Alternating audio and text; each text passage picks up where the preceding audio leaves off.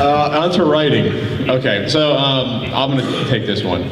So I'm not a writing expert. I like to think of myself as a decent writer. I'm not going to lie. So there's certain techniques, I think all of us at least use some of these when you're writing. Obviously writing is one of the first steps. You usually research first, and then you collect your notes, and then you write. And then writing can be, for some, a tedious process. For some, it can be a smooth process, depending on how much you're into what you're writing, how seasoned a writer you are, your interest level, etc. So basically, to start off, you have to have a writing goal. That might sound simple. Say, I have a goal. My goal is to review Mr. Gimmick. That's fine, but why are you doing the review, and what are you doing in the review? So when I was reviewing Mr. Gimmick, I wanted to show that it's one of the greatest NES games that no one ever heard of. That was my goal, and everything was reaching towards that goal as I was going along. So showing that it wasn't released, showing that it has some of the best gameplay mechanics, it has incredible AI for a game, physics engine, etc., incredible music. So that's the goal. So if you don't have your goal when you write, you can't get there. It sounds cliche, but that's the truth. You'll just end up muddled in thoughts that don't even go towards what your goal is. Right? I'm just rambling now. Oh, definitely. It's the most underrated part of the whole process, I'd say. Lots of people think that they can do this off the cuff, that they can just improvise something, but even if you can, make bullet points about what you want to talk about. Do the fine points. Okay, we've got to talk about graphics. We've got to talk about, how are the controls? Are they slippery? Are they this? What denotes slippery? Well, let me explain what it is. Give some information, because people really dig that sort of thing too. So, yeah, it makes your argument even that more successful. Making a very entertaining presentation off the cuff is extraordinarily rare skill, as I think we're all proving right now. But I think that should have got a laugh. I don't know. I don't think that should have bombed. When you're writing a critique of a game, it's really unlike writing anything else, because you have to make a lot of decisions. Like one thing is like, am I actually speaking as if I'm playing the game? Like, do you write it in present tense, or do you, have it more like past tense? Yeah, like that's true. Yeah. Like you're taken from different parts as if you're looking back. Well, which is a review. You are reviewing it. Way to get technical, James. That one. So, okay, using notes. The amount of notes someone uses when they write, all four of us probably have different degrees of notes. If you do a lot of research or have to, obviously you're going to be recording everything down from your sources. What's a callback over there to sources? Thank you. While you're playing a game, you can take notes, say on, this is an awful part of the game, I should mention this later. And I turn to you for an example, and I can't think of anything, but I'm sure you use notes as well. Maybe notes about comparing, I should compare the US versus this release or something else, or another game that this company came out with. And actually, I do that while I play the game. I'll be playing the game, and I'll either hit the pause button or get to an area and quickly type something on my notebook. I should talk about the US release and see, the graphics are different, because in Castlevania they took out all the Christian type of references. Maybe I should have, approached that, so, and you do it while you go, sometimes. Sure. Actually, back in years. Okay. All right. So from notes, you don't have to do this. Some people like outlining when they write. Some people don't. I like outlining somewhat loosely. Some people are more strict about, okay, I'm going to talk about this here, next sentence this, next sentence this. I'm more about, all right, topic 1, 2, 3, 4, 5, 6, 7, and then fill it in from there. So when I'm writing, if I know what the goal is, I know what the middle point should kind of be, and I can get there in steps. So it comes, writing to me is, you go from a general thought and you kind of just keep defining it, like you're making a sculpture out of a slab of stone, basically. You're chiseling away at it until you get there. Like a sculpture out of a piece of shit. Okay. How many of these games do you actually like that you play? That I play? Yeah. I like most of them. Have you seen my reviews? Do I know you at all? I don't know.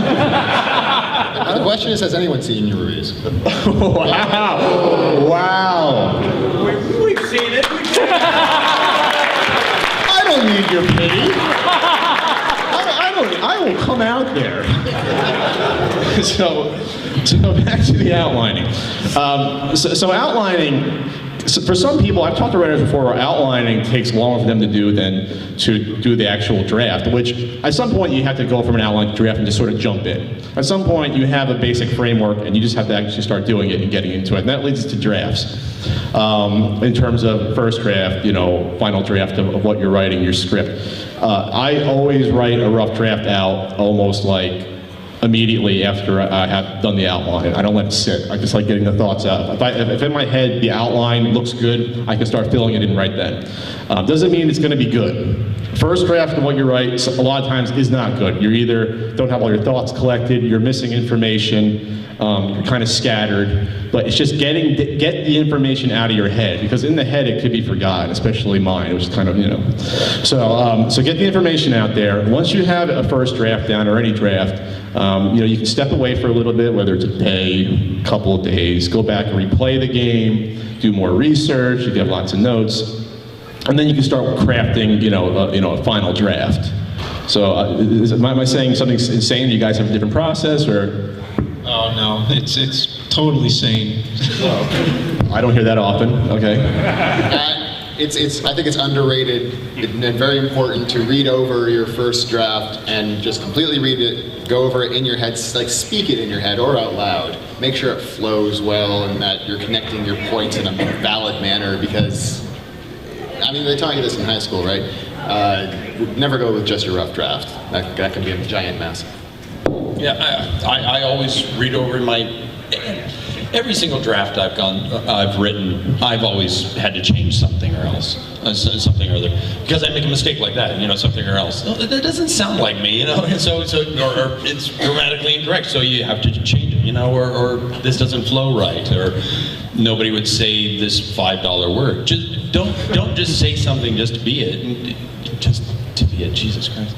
I write tongue twisters a lot. Like a lot of times I just write very bad sentences. It's like, I shouldn't read that. I need to change it. You need to make it sound right when you're speaking it, so yeah.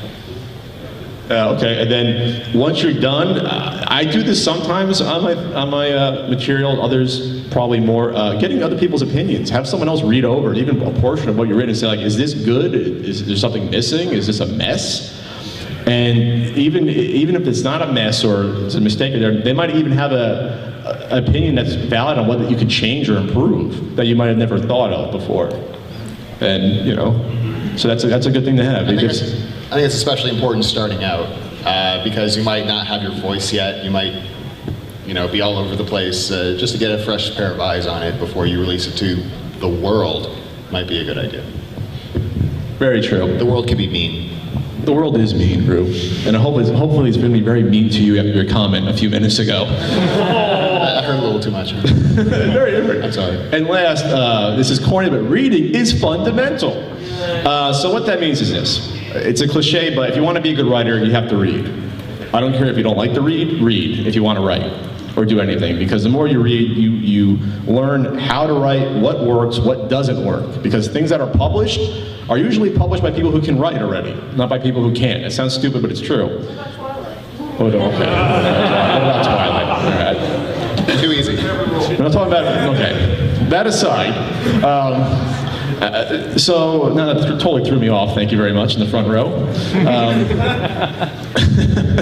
So basically, when you're reading either a magazine or a book, you'll pick up a vocabulary you might not have had before, but it's more about cadence, it's more about cohesive prose of how to write, things like that. So do you guys like reading? Oh, yeah, definitely. Actually, I was one of the starting people on a internet podcast called Spine Breakers, some of you may have heard. And wow. Glasses, so yeah. That wasn't a cheap plug at all, but thank you, Justin. Not at all. Cold guy is God. So, what do you enjoy reading? I hate reading. Besides popular science and mechanics, what else do you like reading? Sci-fi. So it's shocking, right?